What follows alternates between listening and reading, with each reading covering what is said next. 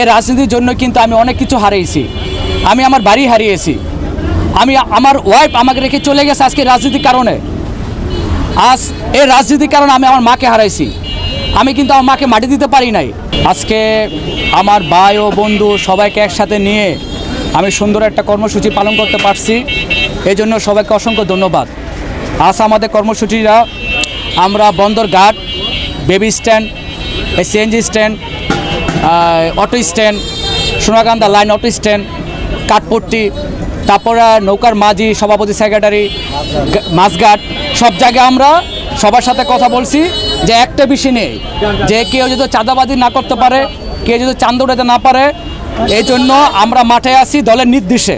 আমাদের তারেক রহমানের নির্দেশ, আজাদ ভাইয়ের নির্দেশ, সাকাত ভাইয়ের নির্দেশ, আমাদের মাজুল ইসলাম জোসেফ ভাই সাবেক মহানগর ছাত্রদলের সভাপতি মাজুল ইসলাম জোসেফ ভাইয়ের নির্দেশে, বন্দর থানার বিএমপি সভাপতি শাহানশাহ মামার নির্দেশে, বন্দর থানা যুবদলের সভাপতি আমির কাকার নির্দেশে, এমন আমাদের বন্দর থানা যুবদলের নেতা মিঠু, এমন আমাদের বন্দর থানা যুবদলের বন্দর থানা শ্রমিক দলের সেক্রেটারি গৌরব ভাই, সবার নির্দেশেই, এমন ছাত্রদল, যুবদল, শ্রমিক দল সবার নির্দেশে আমি মাঠে কাজ করতেছি চাঁদাবাজের বিপক্ষে, সন্ত্রাসের বিপক্ষে।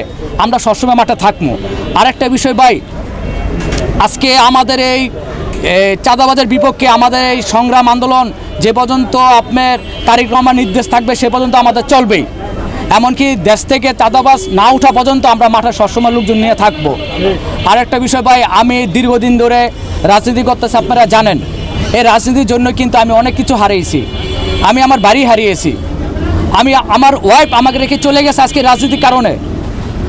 আজ এই রাজনীতির কারণে আমি আমার মাকে হারাইছি, আমি কিন্তু আমার মাকে মাটি দিতে পারি নাই। আমি বন্দর থেকে আমার মাকে আমি দেখতে পারি নাই।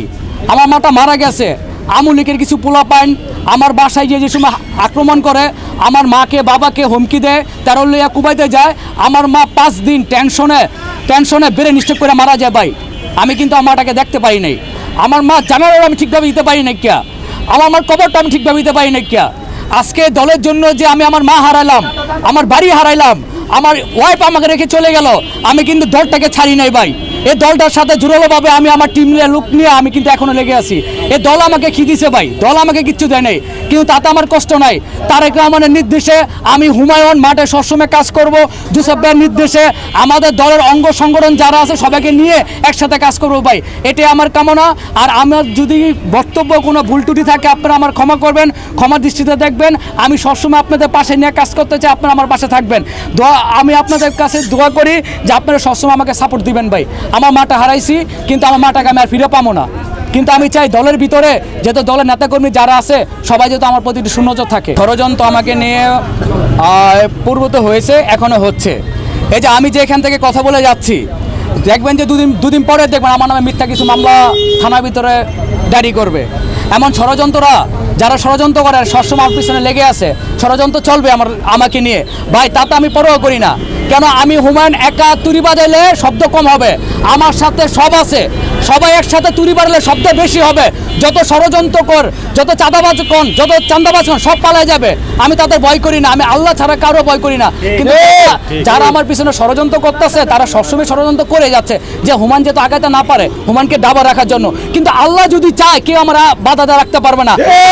আল্লাহ যদি আমাকে সম্মান দেয় কেউ আমাকে ধরে রাখতে পারবে না। ইজ্জতের মালিক, সম্মানের মালিক মহান আল্লাহ পাক। আমি আল্লাহর উপরে ভরসা করে মাঠে নামছি। ষড়যন্ত্র সবসময় হচ্ছে ভাই, এখনো হবে। দুদিন আগে আমার নামে 3টা থানায় ডায়েরি হয়েছে। দুদিন আগে আমার নামে 3টা এই যে 3টা অভিযোগ হয়েছে থানার ভিতরে। হ্যাঁ, 3টা মিথ্যা অভিযোগ হয়েছে। এমন আমাকে নিয়ে অনেক আলোচনা হয়েছে ভাই। দেখেন আমাকে সবাই বলছে যে হুমায়ুন 5 তারিখের পরে কিন্তু এলাকা থাকতো না, 5 তারিখের পরে কিন্তু বাসা থাকতো না, সেনাবাহিনী আসবে ধরবে, তোমার নামে কিন্তু 4-5টা অভিযোগ হয়েছে। কিন্তু আমি কি বলছি? সেনাবাহিনী এদেশের শত্রু না, সেনাবাহিনী এদেশের বন্ধু, সেনাবাহিনী জনগণের বন্ধু, সেনাবাহিনী আমাকে বন্ধু। আমি হুমায়ুন যদি অপরাধ করে থাকি সেনাবাহিনী আমার ধরবে।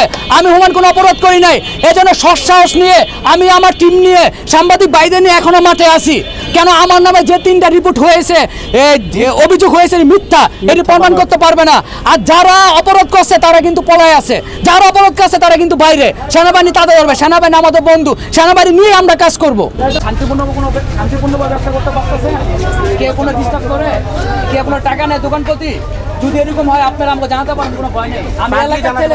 আমি এলাকার ছেলে, আমি আল্লাহ ছাড়া কারো ভয় পাই না। আপনারা আমাকে জানান, আমরা সেনাবাহিনী জানাবো। কে কোনো চান্দা উঠায়, আমার কাছে নিউজ আছে, অনেক দোকান থেকে চান্দা উঠায়। আপনারা কি সত্য বলতেছেন তো ভাই? ঠিক আছে, কে কোনো চান্দার জন্য আসে? না না না। কেউ চাঁদাবাজি করতে আসে না। এরকম যদি হয় আপনারা আমাদের জানাবেন। যদি আমাদের না জানান, সেনাবাহিনী আছে, সেনাবাহিনীকে জানাবেন। ছাত্র আছে, ছাত্রকে জানাবেন। আপনাদের বাড়ির পাশে ফাঁড়ি থানা জানাবেন। আর আপনারা যারা আমাকে চিনেন সাথে সাথে আমার নক করবেন, ঠিক আছে? এটা এই বন্দরটা আমাদের সবার এককভাবে বন্দরটা গুছিয়ে রাখতে হবে, সুন্দর রাখতে হবে। আমি একা পারবো না, আপনারা আমার সহযোগিতা করবেন। কে কোনো চান্দা দিবেন না, ঠিক আছে? আমরা চান্দার বিপক্ষে, আমরা সন্ত্রাসের বিপক্ষে। সুন্দর করে দায়িত্ব আপনাদের, এটা তারেক রহমানের নির্দেশ, খালেদা জিয়ার নির্দেশ। এই বন্দরটাকে চাঁদাবাজ মুক্ত করতে হবে। কে প্লেস দিবেন না, সভাপতি সেক্রেটারি যারাই হোক, এটা আপনারা যারা আছেন আপনারা এটা করবেন, সিলেক্ট করবেন। কারো কথা চলবো না, ঠিক আছে? সুন্দর করতে হলে সবাই এককভাবে আগে দেব। এখন আমি একা, আমার পাশে যদি আপনারা থাকেন আমার সত্যিটা পারবো। আমি একা পারবো না, আপনারা নিয়ে কাজ করবো।